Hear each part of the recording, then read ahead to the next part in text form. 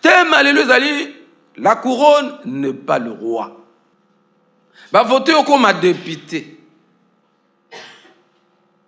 Et ça, c'est pour voter aux députés, nous à députés. Babengi au pasteur. Et ça, c'est pour babengi au pasteur, nous à pasteur. Na temini boso ya minona prêcher. Et ça, c'est pour bofandi boyo kana zo te ya nde na komi prédicateur. La couronne n'est pas le roi. Pour créer orgueil, arrogance, katinayo, pour okoma ennemi ya Nzambe. Yango Jésus alobaki, en Matthieu 23, n'appelez personne sur la terre directeur. N'appelez personne sur la terre père. Ozoka Yesu, n'appelez personne sur la terre votre père. N'appelez personne sur la terre votre directeur. Yoka Yesu. Ba directeur ba na mokilité. Ba père ba na mokilité. Mais pourquoi Jésus a lobi na biso to benga mutu père te, to benga mutu directeur te. Mais justement parce que la couronne n'est pas le roi. Saint-Père. Son excellence. Honorable. Ya. Boss. Mopao. Kobenga mutute. Kobenga mutute. Kobenga pe mutu so pasteur te. Et apôtre. Évêque, évangéliste, docteur. Longola makamwa na mutuna. Yope longola ya kolingate bato ba peso biloko, kolingate et kokomisa ennemi à sanctuaire. La plupart bato to na mokito zo venzo ba son excellence bazan excellence te. Otali mtobenga honorable aza honorable te. Donc, il y a une source d'étymologie, il y a une expression que utilisée, il y a une couronne que pesa bateau pour tout comprendre la signification, le sens, il y a son excellence. Adorable. Donc, révérend. Hein? Révérend. Adorable. Révérend veut dire adorable. Révérable. Yo honorable yo tuna nanu ye. Le bana ko bengo honorable, est-ce que yo pensa honorable? Tout ye bisa ye te ya voisin. Te ya. Le bana ko benga na ngai honorable, est-ce que pensa yo honorable? Tiens na dictionnaire lukana no comprendre honorable ni ko loba nini? Tanga nanu ye ko aux intellectuels, ye honorable li ko loba nini? Po benga honorable ngana ko boyango po na boya bo benga pasteur po na boya bo benga apôtre po na boya bo benga prophète po na boya bo benga évangéliste docteur po na ni na boya pour vous enseigner et ça na ba couronne mususu grade mususu titre mususu ce que zui yango obebani na Nzambe. Oui, mais pourquoi? Parce que omi moni moto comme une valeur par rapport à bato mususu. Et longo la kabonzambe. Nalandi discours moko. Nous le père de l'Église, nous qui avons choisi telle personne et l'avons oint devant Dieu, devant les hommes. Et maintenant il se rebelle contre nous. Nous déchirons son trône. Et kuna la lola penza mba moni Nzambe épargne-moi na koma na niveau anate. Tu prends la place de Dieu. On commis arbitre. On commis distribuer ba carton jaune, rouge, bibi ne jugez point. Oh ben ne jugez pas. Oui, parce que nous sommes déjà jugés. Et l'homme spirituel, c'est lui seul qui juge de tout et ne peut être jugé par personne. 1 Corinthiens chapitre 2, verset 15 à 16. Est-ce que autant on peut ce jugement, tu es spirituel? Parce qu'il n'y a que l'homme spirituel qui peut juger. Pourquoi? Parce qu'il est irrépréhensible, irréprochable, pur en esprit, en âme et en corps. Donc lui seul a droit. Il y a sa opinion, il y a juger, il y a condamner. Jésus a dit, je ne suis pas venu chercher, je ne suis pas venu condamner le monde. Je ne suis pas venu juger le monde. Je suis venu chercher et sauver tout ce qui était perdu. Luc 15.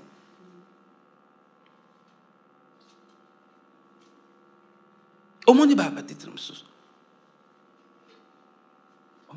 Batu nyonso balata bazwa ba couronne.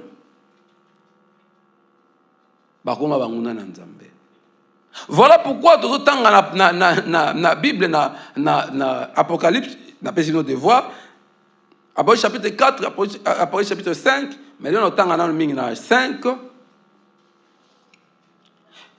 Puis je vis dans la main droite de celui qui était assis sur le trône un livre écrit en dedans et en dehors scellé de 7 sceaux. Et j'ai vu un ange puissant qui criait d'une voix forte: qui est digne d'ouvrir le livre et d'en rompre les sceaux? Qui est digne? Jésus-Christ est Seigneur. Amen. Qui est digne? Nani akoza digne ya kumisa ma mystère ya Nzambe, ya porter jugement na mokili, na création ya Nzambe? Qui est digne? Il y aura verset 3. Dans l'Apocalypse 5, et personne dans les cieux, ni sur la terre, ni sous la terre, ne put ouvrir le livre et le regarder. Personne. Qui est digne? Il s'est voisin personne. Il doit révéler ma mystère en ça. Il doit juger ou condamner mon qui. Tu es digne de critiquer les autres, de juger les autres. Donc il y a un verset 4. Et je pleurais beaucoup de ce que personne ne fit trouver digne d'ouvrir le livre ni de le regarder.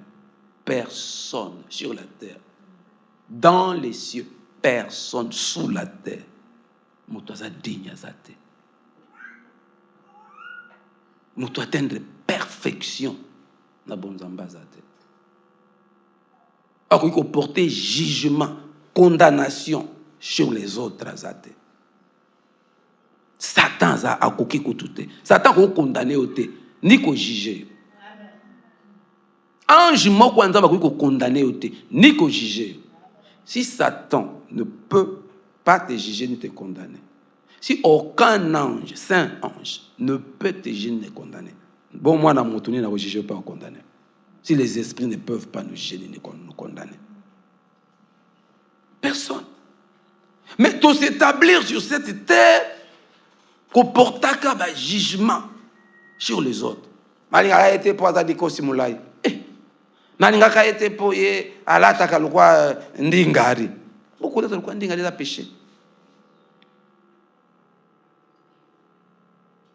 Malinga a été pour Azaka Lolendo. Et c'est ton problème. Lolendo a eu un mukira. Lolendo na esala yonini. Tuna Lolendo nanga esala yonini tunai. Et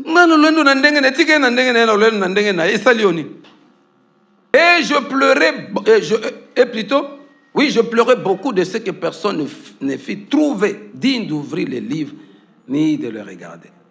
Et l'un des vieillards me dit: ne pleure point. Voici les lions de la tribu de Juda, le rejeton de David, a vaincu pour ouvrir les livres et c'est 7 sceaux. Azaka Moko, le rejeton de David, le dernier roi, il y a ligné à David. Il y a un évangile selon Matthieu, chapitre 1, c'est généalogie de Jésus-Christ, fils de David, fils d'Abraham. Babaïna Abraham, c'est Abraham de Yayat. Babaïna David, le premier roi, choisi de Dieu, l'homme selon le cœur de Dieu. le roi David. Oazo représenté Bokonzi, ya motema ya nzambe. David était pécheur. Aboma sodanaye, abotola mwasi, tambola na kindumba, sala ba bêtise belé, maboko etonda makila, mais nzambe bengi l'homme selon mon cœur. C'est pour te dire que yope, soko yambi yesu comme obenga mi ozu appelle ya nzambe, Dieu te considère comme saint. Malgré ma bena yo masomo, Dieu ne te juge pas, Dieu ne te condamne pas, mais Dieu t'appelle à la repentance. Voilà pourquoi tu as le droit de juger, tu vas se soutenir. Pour nous, il y a quel âge, tata, il y a quel âge, il y a jugé, c'est bon, on a jugé les nani. Moi, non, ça monte ma bena, et puis tu as vu, il fallait akufa, mais akufa te point. Point ni nzamba tiki ya vivre. Kolo na ya zanzamba.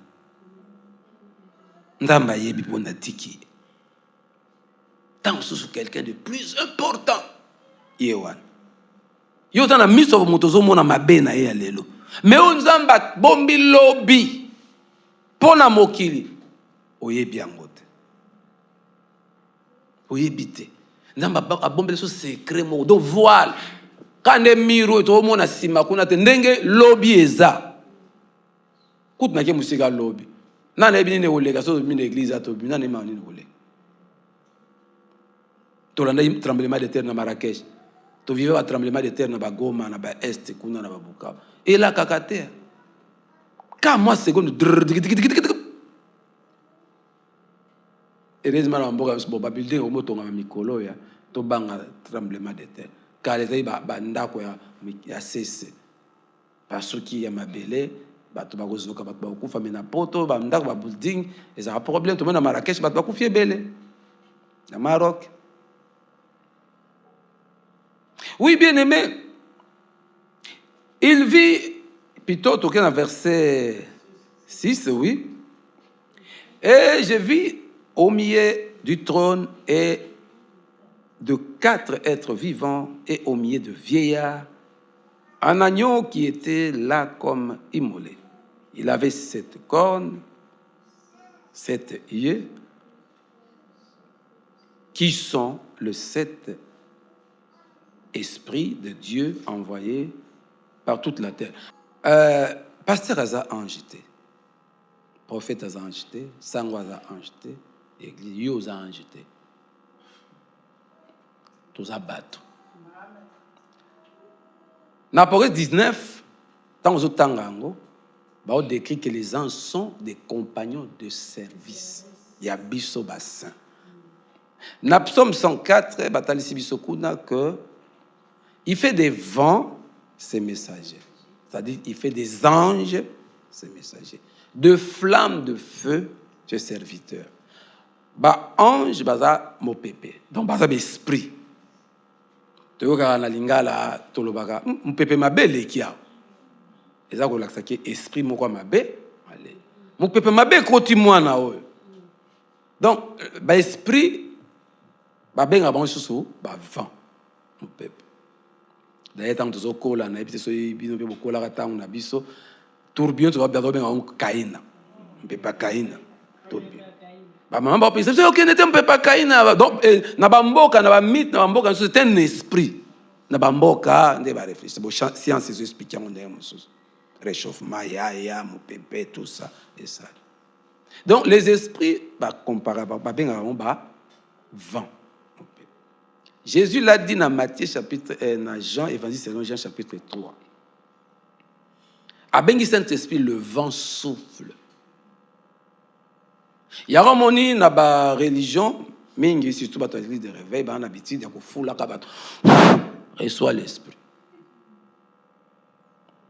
Mon pépé. Si vous voulez, mon toit foulé reçoit l'esprit.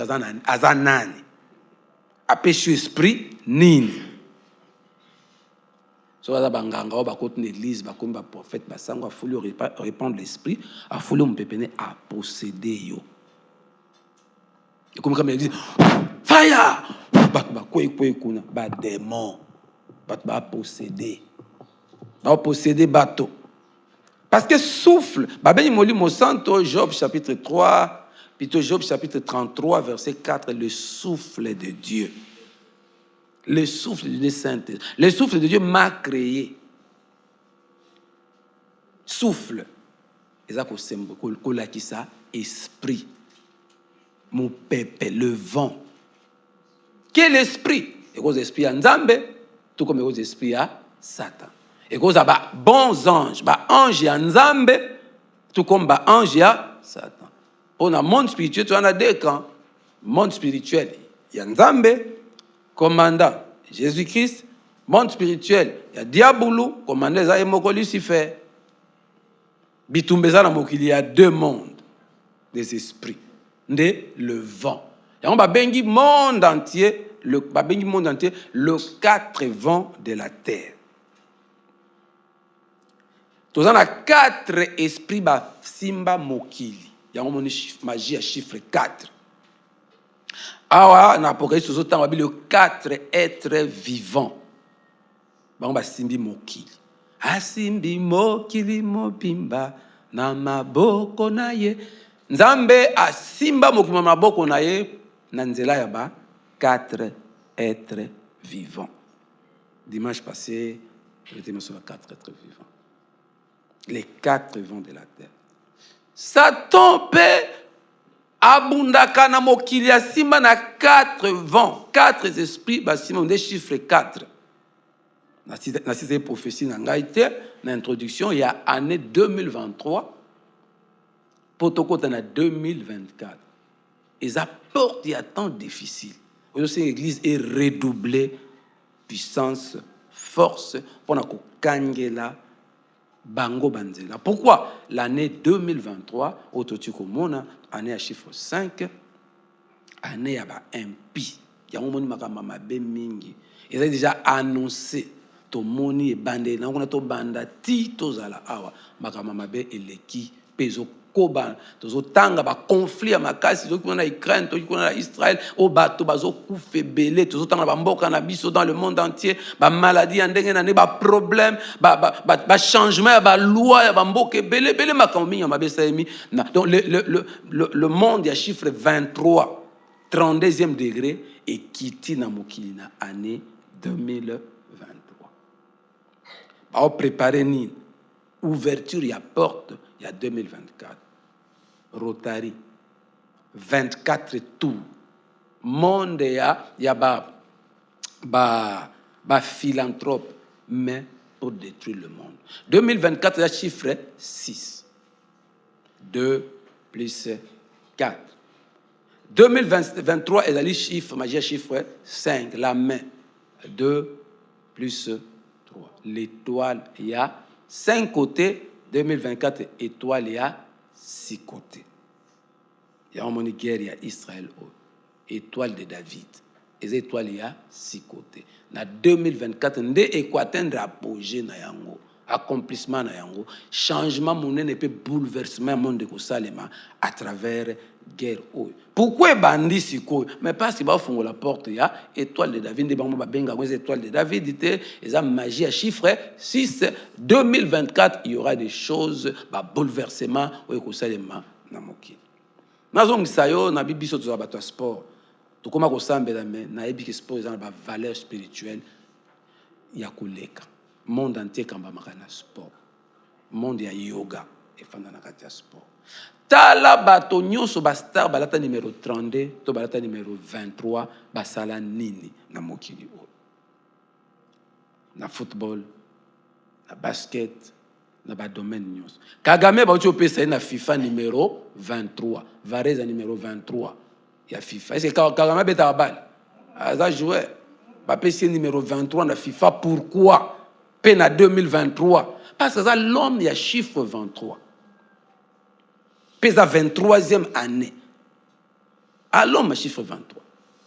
Yo zo matendeke mokie mo mezo soutenir kuna na ba massacre beso eso sema na est. Na nazo juger, na nazo condamner. Pourquoi? C'est l'homme de chiffre 23. Bah David Beckham balata ba 23. Joueur nino ya lata chiffre 23 azaki asale lokote. Botangela na dimso lata chiffre 23. Michael Jordan na ndembo ya ni. Ah, monsieur lata chiffre 23. presque bango nyonso oyo basala kombo ya monene na domaine wana ils ont été bato ya 23 ou bien bato ya 32 Mobutu asala 32 ans na pouvoir nde année tozana année ya makambo année à porte ya impiété. Les impies sont sur la terre. Qui sont les impies? Ce sont les esprits à 32e degré. Bah loup-garou, bah monstre, bah vampire, bah démon à rattrapage, bah démon à contrôle, bah démon à filature. Donc, dès quand il y a 3 plus 2, 3 fois 2, bah on est bah kiti na moki. Bah là tinzoto ya bato. Crois au Seigneur Jésus-Christ et tu seras sauvé. Toi et ta famille. Il y a un lobby qui est tout redoublé. Foi. Tout yeba que tout ça dans le monde, on a peut-être sur la 4 vents de la tête. 4 vents de la terre, les chiffres 4 toujours qui est 2024. Et ça année à bouleverser parce que les impies sont venus. Ba yeba posséder, ba commis bat. Pour accomplir, si vous avez 2024, en 2025, vous allez pour qu'on ait combien d'années à gloire. Qu'est-ce qui s'est passé? Année à gloire.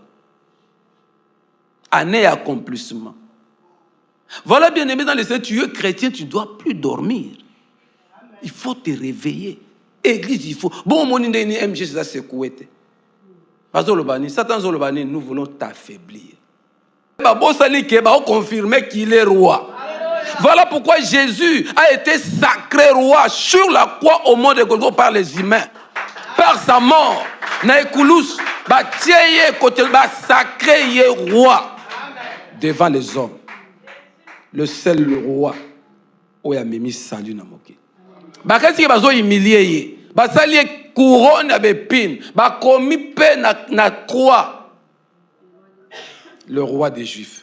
Mais pourquoi commis roi des Juifs? Il fallait qu'il prétendait être roi. Pilate a dit, etikala bongo. On a l'objet etikala bongo.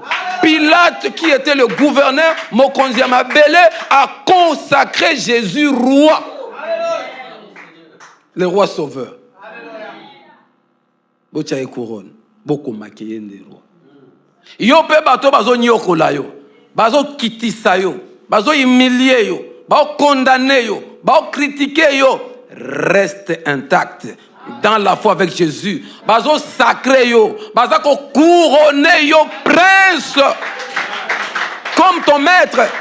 Le serviteur n'est pas plus grand que son maître. Ba nyokola yo, ba tungisa yo, ba finga yo, ba boakisa yo, ba kota doute na makambo sala. Gardez le cap. Simba kondima. Sans la foi, il ne peut être agréable à Dieu. Rien n'est impossible à celui qui croit. Fonce, persévère, avance, monte. Plus on monte, plus on franchit des murailles, franchit des obstacles. Matana ngomba komatina le point le plus culminant à foi. Mabe bazo sala yo, bazo consacré yo. Bazo couronné. Les ana joueur moko na bale na bibiso sport eza. Messi Toyoki a joué 7e ballon d'or. Bat bazo ba mere. Combien? 8e ballon d'or. Bat ba critiquer. Et ils a coûté ya mérita quitter. Ya mérita quitter ya ngote. Ya mérita quitter ya ngote. Batuni joueur moko français ou azana succès. Alors bien a mérité yango parce que yem tazwaki coupe du monde a mérité. Batebele bakoboya sacré na mais yo kozala yango parce que oluki yango te ba pesi yo yango ya kopesa. Oyo nzamba pesi yo. Oyo nzamba lobi yo za. Oyo nzamba lobi yo kozala. Oyo nzamba tie kati na yo. Bakende na mbentenge. Bakende na kibila. Bakende na nganda njika. Bake na Angola soki wapi bake na Tianfumu bake na Bokodisu bake na wapi kuna na Pangi soki wapi na Salabila bake na End plus bazo kende plus bazo loka plus minuit bazo lamuka plus bazo que le biloko na le porte plus yozo mata. S'ils maudissent, l'Éternel bénira. S'ils s'élèvent, ils seront confondus car l'Éternel a dit. nzamba alobi ekokokisa ekosalem kokota na distraction te RDC kokoma oyo nzamba alobi ekozala balinga te o guerre civile ekoya onine ba oyo nyonso bakosala eza juste ka po RDC tombwa bakoyoka soni bikolo ezobundisa RDC koyoka soni développement bonheur ekouta awa peuple akofungwa mamiso mukola koyeba kaza peuple de Dieu mukoyeba kaza élu de Dieu mukoyeba kaza choisi de Dieu akokoma likolo ya bato ebele. Bien-aimé, la couronne pas le roi kowela bokonzite naoke kosilisa. Et je pleurais beaucoup de ce que personne ne fit trouver digne d'ouvrir le livre, ni de le regarder. Et l'un des 24 vieillards me dit, ne pleure point, voici les lions de la tribu de Juda, les rejetons de David, a vaincu pour ouvrir le livre. Et c'est 7 sceaux. Et je vis au milieu du trône et de 4 êtres vivants, et au milieu de vieillards, un agneau qui était là comme immolé. Il avait 7 cornes et 7 yeux, qui sont les 7 esprits de Dieu envoyés par toute la terre. Les 7 esprits de Dieu. L'esprit à église. Je réponds directement à la question de Maman Rose. Biso basali anzabe toza ba ange te. To ba ange te. Ba ange baza ba ange biso tozali biso bato. Il y a le vent où ils ont l'esprit, mais le flamme de feu où ils ont biso bato. Tout travaille ensemble. Les 7 esprits, et ça c'est Maman Rosa Lobi, les 7 anges. Il y a 7 églises où ils ont côté ça tant l'église. Pour comprendre dans malamu na question wana tokokemba moko na Apocalypse chapitre 2. Apocalypse 2, le premier verset. Écrit à l'ange de l'église d'Éphèse. Oyoki, l'ange de l'église d'Éphèse a pasteur T. Moko a esprit, autour les 7 esprits de Dieu. Autour de l'Apocalypse 5. Hier, il a tant naïe pour protéger l'église. Molimo akozala. Ange wana koya pona mission des alliés l'église. Travailler avec les hommes de Dieu. Il y a tant. Tant il y a l'église de Fès, tant il y a l'église à Liboso. Église au Pierre, Paul, Banani, Batika. Prochainement, on va repérer ça. La chronologie, comme qui s'est une étude biblique, il faut répartir les 7 temps il y a l'église. Église d'Éphèse, église de Mibalès, l'église il y a Smyrne, dans le verset 8. Église de Misato, ceux qui t'ont dit, il y a Pergame, église il y a Mine, Thyatire. 5e église, Sardes, 6e église, Philadelphie, 7e église, les 7 esprits de Dieu. Miso Sambo, Milimo, 7 yanzam. Et ça 7 temps, il y a église. Biso Lelo, tout ça a 7e temps, il y a église. Tout ça a temps un sucre. Église à Laodicée. Église, tout le monde a des caractéristiques dans le prochainement. Caractéristique de l'église à Laodicée, c'est l'église qui n'est ni chaud ni froid. Une église tiède. 6e église, tout le monde a écouté l'église. Méditez Apocalypse 2, pour les 7 temps. Cette église, oye, bah, comprendre les 7 esprits, les 7 anges. Et ça va pasteur. Chaque période, nous avons bâti un ange. Église à Siko, c'est l'église mélange. Le monde n'a le spirituel.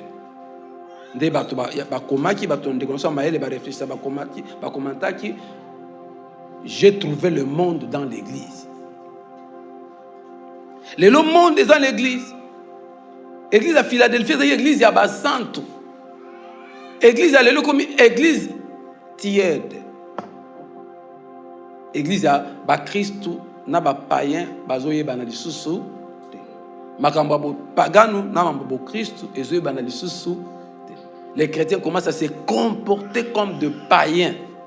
Basali mélange. Vugu vugu. Tiède. Maya moto basangita maya malili. Pureté église. Et c'est sous. Biso papa fait des abino droiture. Nde bozo yina biso. Maman fait des choses discipline. Maman afia. Pour nani batu balinga maman afia. Te ba yene kwa. Parce que maman afia est disciplinée.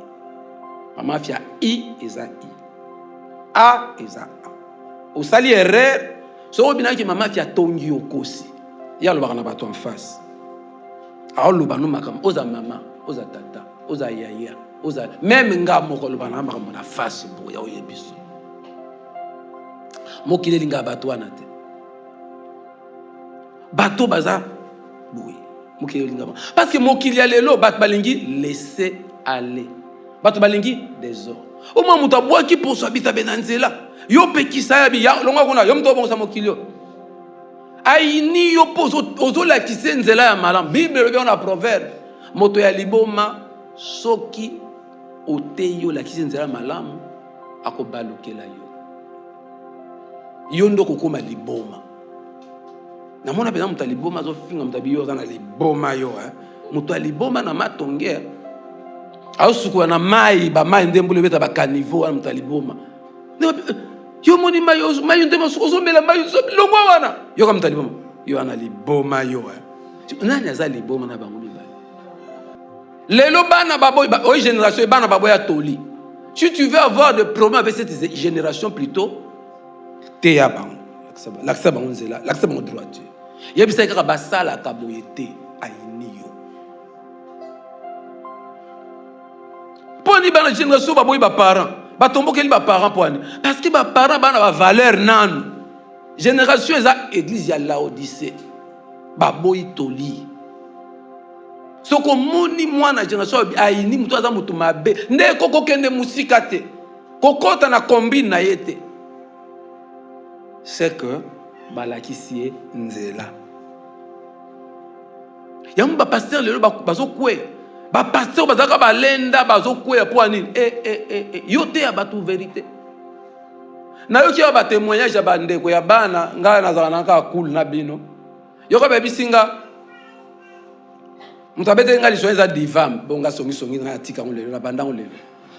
Divam abete ngali solo que tangu nyonso mama fia zako tombokela bango ba jeune ba mama fia est une mère ba mama oya tangu na biso wana ba mama ba lata kaleti mama zebaki ba mokristo jali mwinda alati kitambala alati lipute lambat mama fia za mama natala ke na bi o atikala ko za jeune te na vina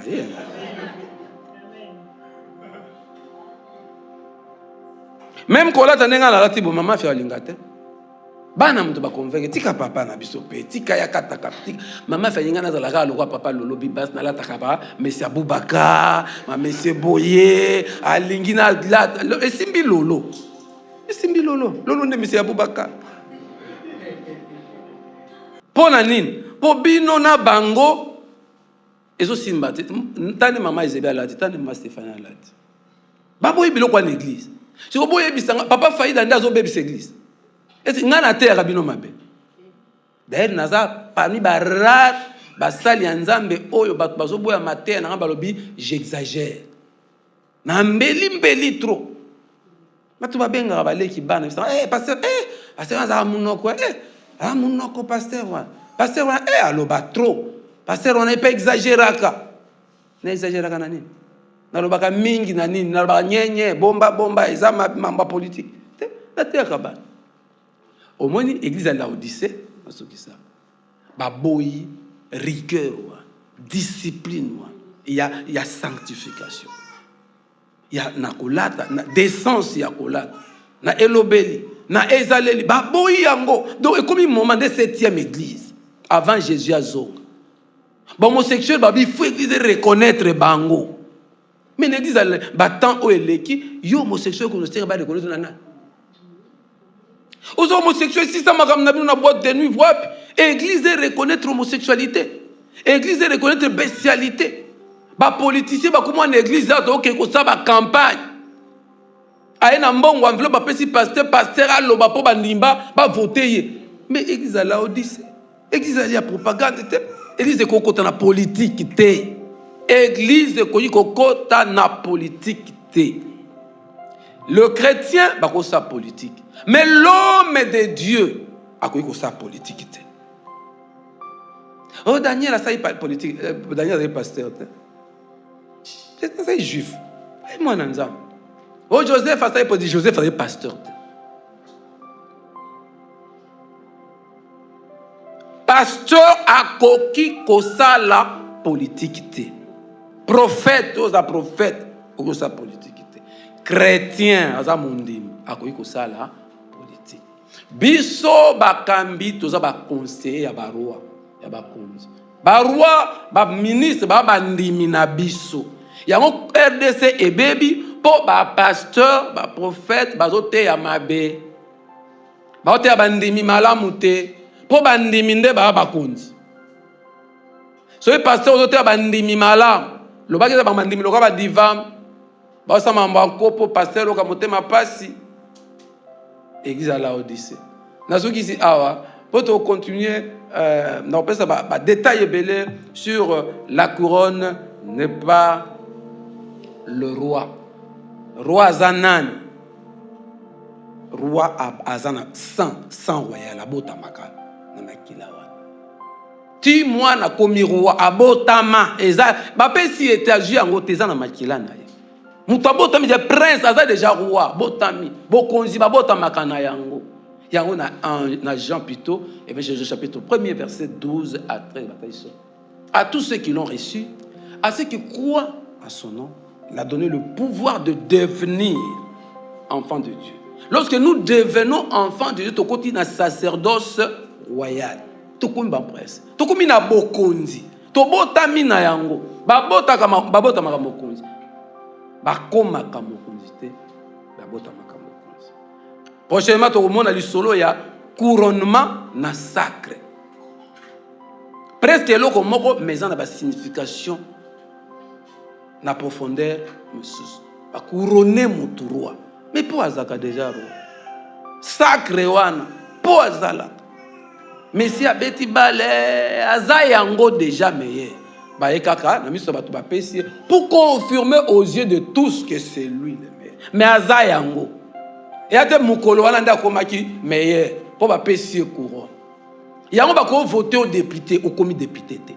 Au cause de ba na ba élection to comme président, tu n'es pas président. Pourquoi? To komona yango na misala na. Tu vas prouver effectivement que tu es président en faisant du bien à ta nation, à ton peuple. Député oko prouver yango na parcours na misala po eza bokonzi eza congolais mabeza ne obimi journaliste ok na che candidature na comme ministre député président oza kisoki na mutu na mutaza na musala na ye oza docteur na musala na yo oza nani musicien na musala na yo oza architecte na musala na yo oza pasteur na musana mais na Congo amalgame oyo mélange ya kozan koyeba vocation yango zo boma biso yango zo boma biso zo boma biso sa musala na yo pourquoi parce que politique n'est pas dans mbongo koyiba impunité za yango na zongisi biso j'ai se levera o zwa bokonzi na mboko oyo ata ya muke tu rendras compte un jour. D'ailleurs, mokomoko papa Antoine c'est que ça besoin d'être partagé le billet kaka soko mokonzi bato so batuni banda ko étage a Hollande là-bas ba expliquer ba zimbongo ba batongi banda ko étage to c'est ka qui mais c'est comme ça mutu lokwa ene ta salaka te bo asalaka na musala ya salaka otali salaire ene ta zwaka omoni ya uti au kene Dubaï chaque fin à mois ana ba jeep mwana lokola eneta otambusa oko wakanga suki omei kotala revenu na koza na ngwa kosala ka ba tour na Dubai soma voiture ezate ba jeep na ziangwa ya on ebisa bino IG Foza tala ba content de ça yango te landela mutu mwana aza na jeep azwi yango wapi mbongo asombeli jeep azwi il faut contrôle moko ekoma osombi ndako ozwi mbongo wapi otongi ndako etage ozwi mbongo wapi oyaki na gouvernement na nini lelo oyo komi na nini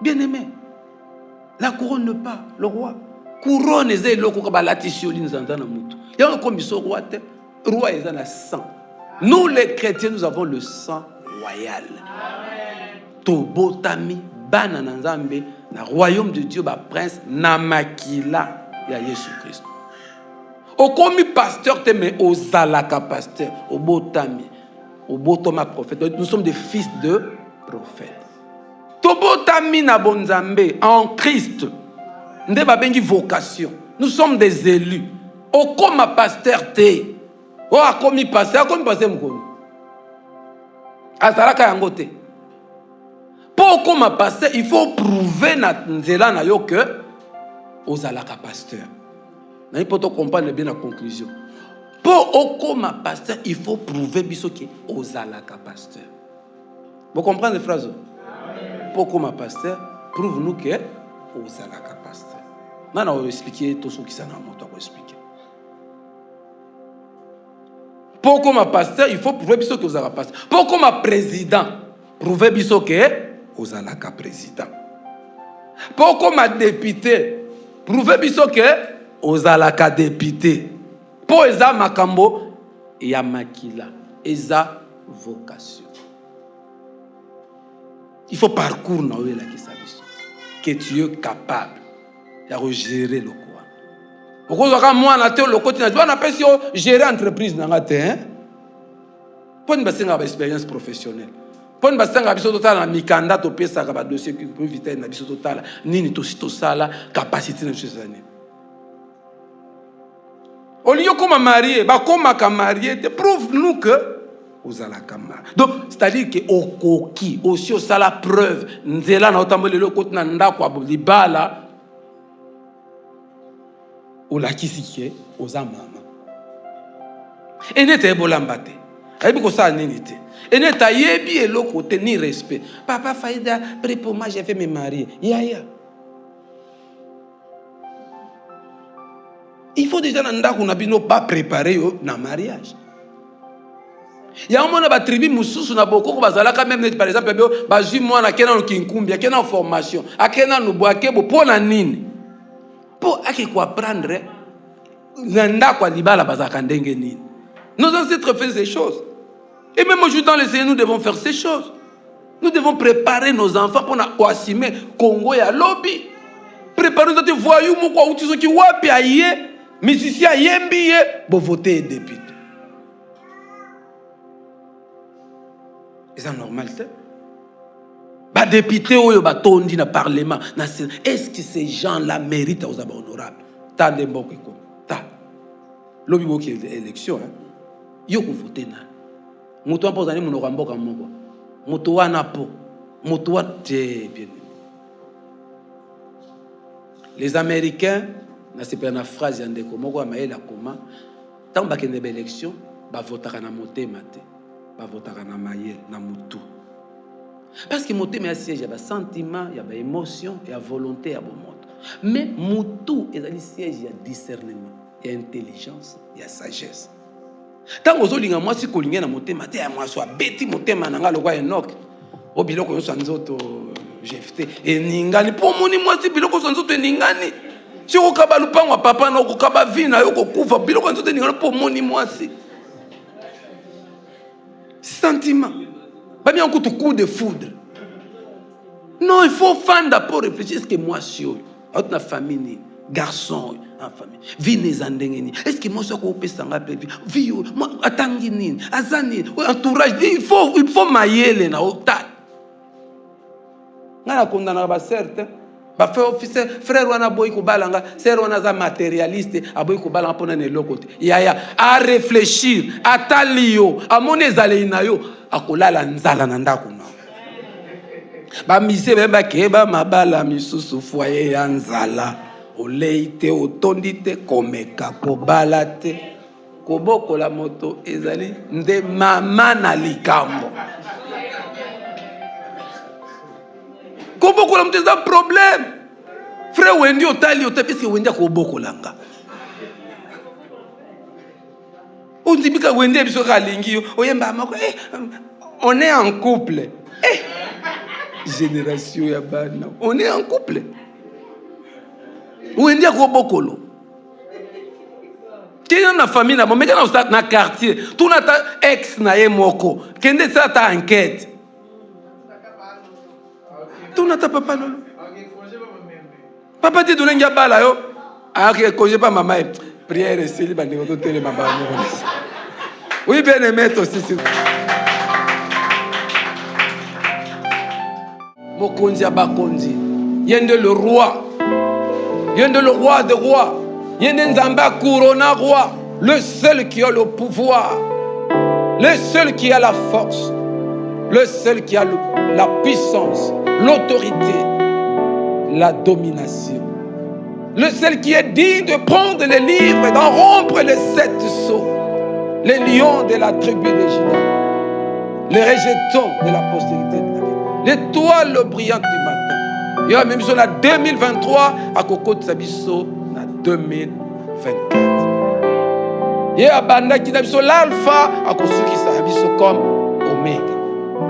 Quel que soit ma projet, ma plan maléfique, où ils ont symbolisé ma chiffre à année, nous sommes plus que vainqueurs en Jésus-Christ. Crois au Seigneur Jésus-Christ et tu seras sauvé, toi et ta famille. Élevons le roi des gloires. Disons merci à celui qui vit d'âge en âge. Roi, il y a les grandes élections. Babi, dans les cieux, sur la terre, sous la terre, dans les abîmes, nul n'était digne de prendre les livres. Mais quelqu'un, l'homme de Galilée, Jésus-Christ de Nazareth, le seul qui est digne de prendre des livres, d'ouvrir les livres, de rompre les 7 sceaux. Rendons grâce à Dieu. Merci pour la victoire. Merci pour de multiples victoires. Merci pour ta bonté, pour ta fidélité. Merci pour ta sainteté.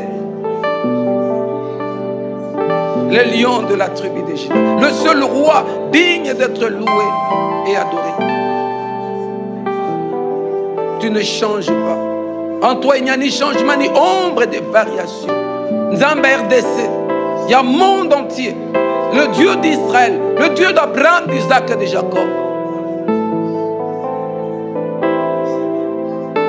Le Dieu de paix. Celui qui est au contrôle de tout. Celui qui dit et la chose arrive et qui ordonne, elle existe. L'adorable. Merci pour la famille monene oyo pesinga. Merci pour la bana oyo pesinga. Ata Satan zo ko embrouiller tata, ko embrouiller basali na o Seigneur. Pesa biso makasi ya kolinga. Tokota na potopoto église à Laodicée. Toptika la droit. Totika la droit. Totika la droit. Ata bato baboyi vérité tote ya vérité. Ata bato baboyi bosan tote ya bosan. En commençant par nous-mêmes. Pambola ba parents. Pesa ba parents makasi ya ko éduquer ban. Pesa ba sali ya nzambe makasi. Pesa ba konzi makasi. To senga ombo konjo ya ko libérer peuple na. Eza yo Yesu Christ. Telemisa mapinga na yo pour protéger la nation. Tala na Israël na Palestine. Telema nkolo. Pour mettre fin à un projet unique, un projet démoniaque. Na Europe, na Russie, na Ukraine, na Est, na mboka na biso pe mokili mobimba. Telemela, étoile à 5 côtés. Telemela, ba vampire, ba loup-garou, ba monstre, ba démon ya contrôle ya rattrapage ya filature. Telemela chiffre 32, ya monde à ténèbres 23 et quoi na kombo na Jésus Christ. Na porte ya tant au péché na maboko na. Et dans l'étoile à 5 côtés, de la 6 côtés, ba pentagramme na bouki ya na kombo na Jésus Christ. Na bouki 24 tours, na bouki ya na kombo na Jésus Christ. Nabuki les 4 vents de la terre. Esprit méchant. Milimo ya mai, ya moto, ya mipepe, milimo ya mabele, ya bokonzi ya molina. Nabuki yango na kombo na Jésus. Viens régner dans nos familles. Na bandako na biso. So yibango ba boyi ko bonga nzambe. Biso to bonga. Bongisa biso. Tombola MJS. Tombola jeunesse ya MJS. Tombola ba mama ba papa. Mibange bana na biso ekodim. Tombola basali non na kati na MJS. Tokitisi ba couronne na biso. Balelo la kiso couronne za roate. Tokitisi yango. Voilà pourquoi le 24 veillard ba kiti sa couronne. Ba kiti sa couronne. Ba fukama pour t'adorer. Ba tu es le seul digne de régner. Tokitisi beaucoup nyonso. Tongumba miliboso no Jésus Christ. Sopa santé, guérison, source abondante de paix et de fidélité. Bomba bana na biso na bekol bazo kende, partout bazo tambola, na banzela wapi, to demeurer chrétien et de vrais chrétiens. Chrétien ya lokutate, ya kolata couronne ya lokutate mais chrétien ba œuvre. Ya bonne œuvre.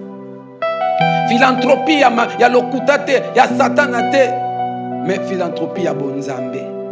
Tu aimeras ton prochain comme toi-même. Il est temps que tu visites notre pays. Il est temps que tu suscites de personnes dignes, Seigneur, de conduire ton peuple dans la terre promise. Père, console, protège, délivre, soutient, bénis dans le nom puissant de notre Seigneur Jésus-Christ. Que le mal soit renversé. Zongsamite ma bana nyoso bana. Pambola poso to bandia sika et ba activité na biso. Pambola fin de l'année. Tokota na ne sika kat na gloire. Pesa l'argent, pesa l'or, pesa grandeur, pesa bo centre, pesa mapangu, mabele, pesa mabala misala, pesa vie bana, pesa otozangi. Tongala. Tati de Jésus Christ. Nous avons ainsi prié, nous disons merci Seigneur Jésus-Christ.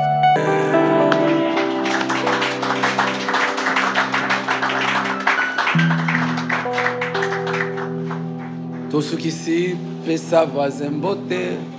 Et bisaye, la couronne pas le roi. Tout ça, on a posé tout le monde à misala na yo.